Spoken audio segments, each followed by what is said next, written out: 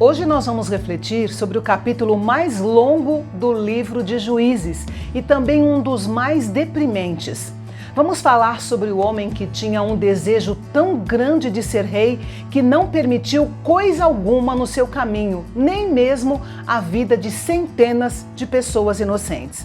Você está no canal Bendito e o foco do nosso assunto de hoje é Abimeleque, o filho de Gideão com a sua concubina. Vem comigo!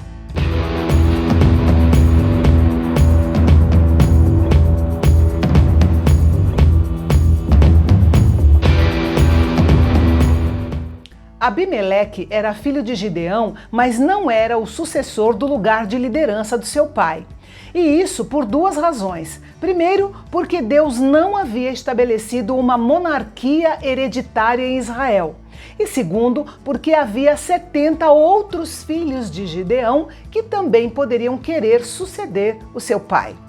Na cidade de Siquém, sua cidade de origem, Abimeleque convenceu os seus tios, irmãos da sua mãe, a apoiá-lo como rei sobre os seus irmãos por parte de seu pai Gideão. Seus tios então convenceram os homens de Siquém e todos concordaram em aceitar Abimeleque como rei.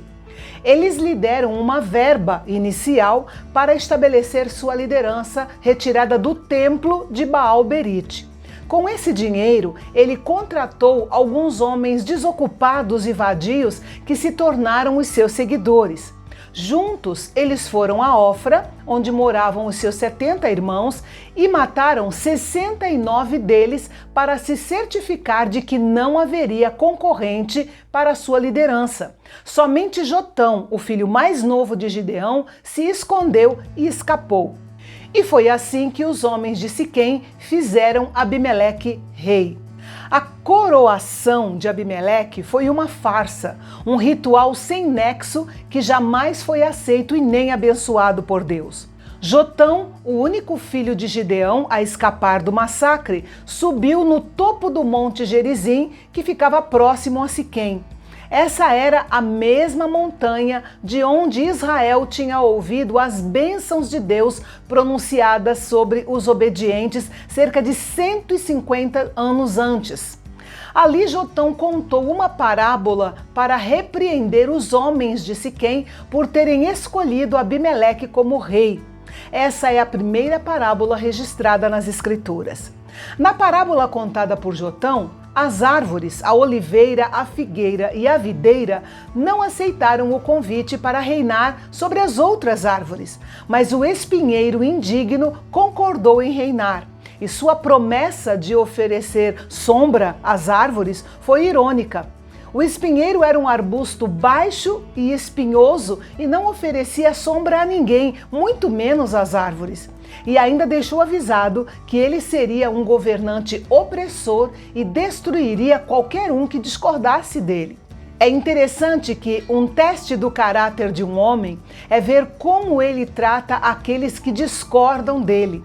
Se seu único desejo é destruir aqueles que discordam, então ele é muito parecido com o espinheiro, ou seja, ele até pode ter muitos pontos positivos, mas não tem nenhuma consistência real para fazer o bem aos que estão à sua volta. Jotão aplicou essa parábola dizendo que a escolha imprudente dos homens de Siquém iria prejudicá-los. Mais cedo ou mais tarde, o rei espinheiro e seus seguidores acabariam destruídos. Após esse aviso ousado, ele fugiu e foi morar longe do seu meio-irmão Abimeleque. Depois de 3 anos de relativo sucesso, Abimeleque se viu em dificuldades. Deus permitiu tamanha discórdia entre ele e os seus seguidores que os homens de Siquém começaram a trabalhar contra ele. Eles começaram a armar emboscadas nas estradas das montanhas para assaltar as caravanas que usavam as rotas comerciais que beneficiavam Abimeleque. Os assaltos levavam embora não apenas o dinheiro de Abimeleque, mas também a sua reputação. Os comerciantes ficavam sabendo do perigo, tomavam outro caminho e não precisavam pagar para Abimeleque as tarifas que eram cobradas das caravanas. A notícia que se espalhou foi que o novo rei não conseguia controlar o seu povo e nem proteger o comércio da sua região. É nesse cenário instável que entra um recém-chegado a Siquém chamado Gaal, um homem com faro apurado para boas oportunidades.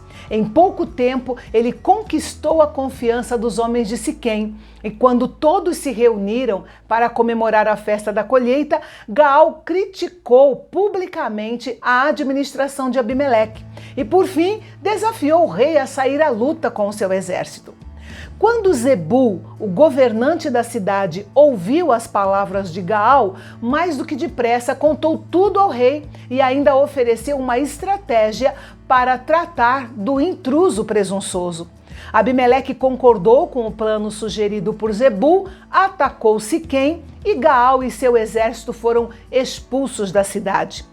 Com a resistência de Gaal derrotada, ficou fácil para Abimeleque estabelecer novamente o seu controle sobre a cidade de Siquém. Ele e seus homens tomaram a cidade, mataram as pessoas que estavam nela, destruiu a cidade e semeou sal sobre ela. Isso mostra o problema de seguir um homem que chega ao poder através da violência.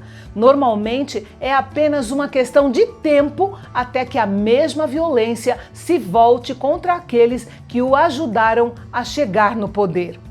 Por fim, Abimeleque realizou um verdadeiro massacre, colocando fogo na torre de Siquém, matando cerca de 1000 homens e mulheres que eram os últimos sobreviventes da cidade de Siquém.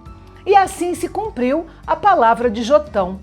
Infelizmente, para o povo de Siquém, nem mesmo uma torre segura poderia protegê-los. Mas para nós, a torre mais segura é o nome do Senhor. Ele é uma torre forte, os justos correm para ela e estão seguros. Ele é uma torre forte contra o inimigo. Aleluia! Após sua vitória brutal na torre de Siquém, Abimeleque provavelmente pensou que era um especialista em atacar torres. Ele foi a Tebes e atacou a cidade e a torre de lá. Ao que parece, o povo de Tebes havia se juntado ao povo de Siquém na rebelião contra Abimeleque. Só que quando ele se aproximava da entrada da torre para incendiá-la, uma mulher derrubou uma pedra de moinho na cabeça de Abimeleque que lhe rachou o crânio. E enquanto ele agonizava, ele imediatamente chamou o seu escudeiro e lhe ordenou que tirasse a espada e o matasse, para que não falasse que ele havia sido morto por uma mulher.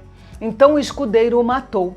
Mas mesmo assim, muito depois da sua morte, o crédito ainda continuou sendo dado a uma mulher.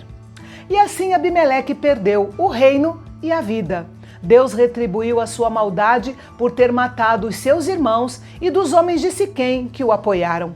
Podemos ter certeza de que Deus retribuirá a maldade, seja nesta vida ou na vida futura. Há um preço real e terrível a pagar quando se dá as costas para Deus.